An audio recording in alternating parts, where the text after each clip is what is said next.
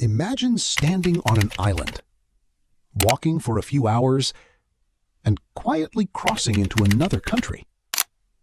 No bridges, no ferries, no ocean separating you. Just one island, shared by two different nations. At first, that may sound unusual. But islands have been divided before. So why is this one different? Because this isn't just any island. For centuries, two countries have lived side by side here. They use different governments, different official languages, different legal systems. Yet they share the same coastline, the same mountains, and the same piece of land. What's even more interesting is that this border wasn't created after a modern war, nor was it drawn yesterday. Its story reaches back hundreds of years, and somehow it has remained one of the world's most peaceful international borders. So, how did one island end up belonging to two countries? And why has that arrangement lasted for so long? To answer that, we first need to find the island itself.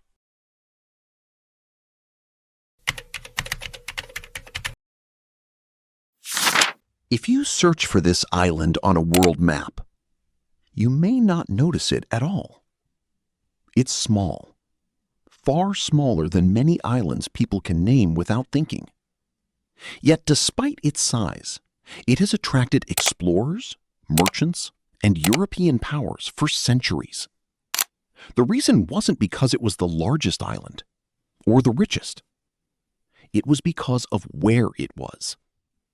Situated in the northeastern Caribbean, the island lay along important maritime routes that connected Europe with the Americas. Ships regularly passed through these waters. Natural harbors offered safe places to anchor, and nearby islands became stepping stones across the Caribbean Sea. Over time, several European powers established colonies throughout the region. Some islands changed hands repeatedly. Others remained under a single administration. But this island followed a very different path. Instead of ending up under one country, it eventually became home to two. And that's where the story starts becoming far more unusual.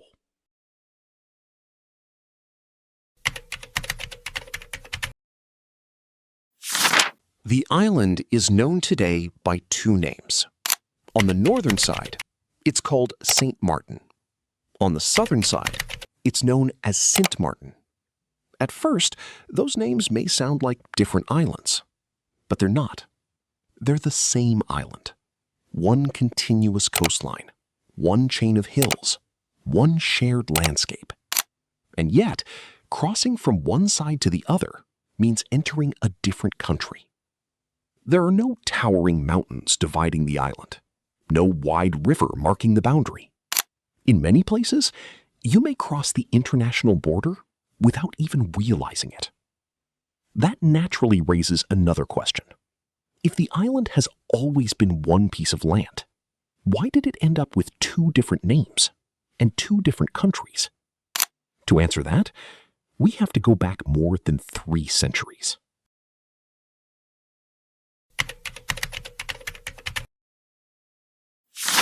By the early 17th century, European powers were competing for islands across the Caribbean. Some offered fertile land. Others provided sheltered harbors. Many became valuable stops for ships crossing the Atlantic. St. Maarten was relatively small, but its location made it difficult to ignore. It also contained natural salt ponds. At the time, salt was far more important than many people realize today. It helped preserve food during long sea voyages, making it an important resource for both trade and everyday life. Over time, both France and the Dutch Republic established a presence on the island. Rather than one side permanently forcing the other out, the island eventually followed a different path. In 1648, representatives agreed to divide the island through what is now known as the Treaty of Concordia. Instead of creating two separate islands, the agreement divided one island between two administrations. And remarkably, that basic arrangement has continued ever since, even though the exact border has been adjusted over time.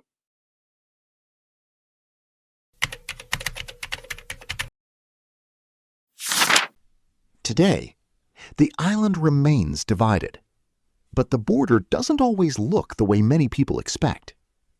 In many locations, there are no large checkpoints, no long security fences stretching across the island.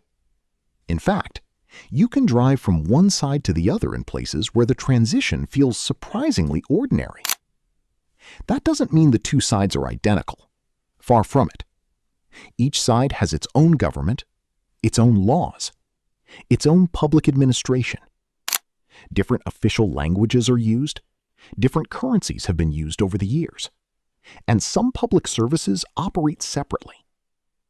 Yet, despite those differences, the island itself continues to function as one connected landscape. Roads continue across the border. Communities sit only minutes apart. And for many residents, crossing from one side to the other is simply part of everyday life. That combination, one island with two administrations and an easily crossed land border, is one of the reasons Sint Maarten remains so unusual.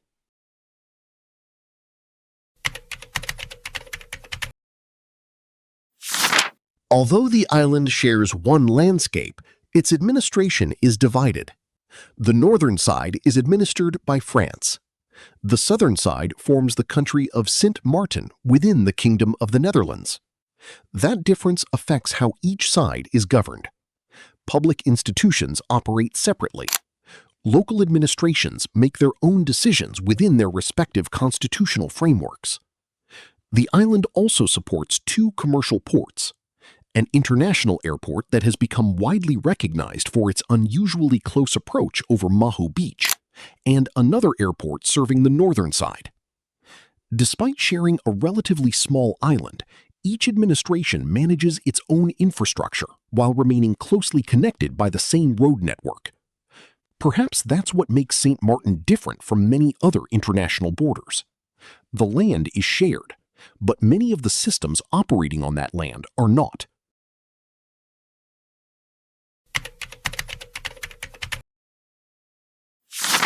Many international borders have changed over time. Some were redrawn, others disappeared completely. Yet this one has remained remarkably consistent for centuries. That doesn't mean nothing has changed.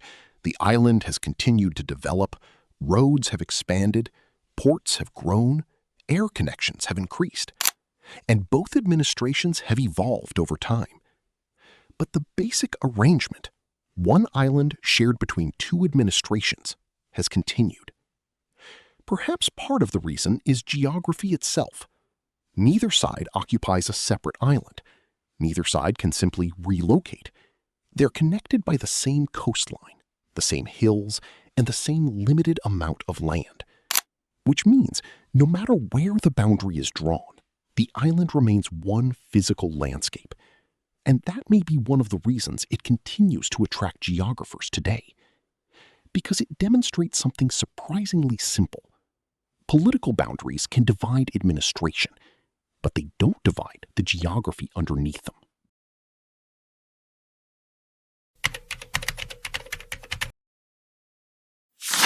If you look at the border on a map, it appears surprisingly ordinary. A single line crossing one small Caribbean island. But drawing that line wasn't as simple as it looks today. When France and the Dutch Republic agreed to divide the island in the 17th century, the border wasn't defined with modern satellite imagery. There were no GPS systems, no aerial photography. Instead, the boundary was described using the geography that people could observe at the time: hills, coastlines, natural landmarks. As surveying techniques improved over the centuries, the exact alignment became more precisely documented. Even so, the border itself remained relatively short.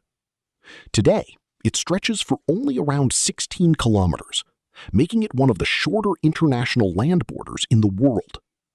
And despite separating two administrations, it crosses one uninterrupted landscape from coast to coast.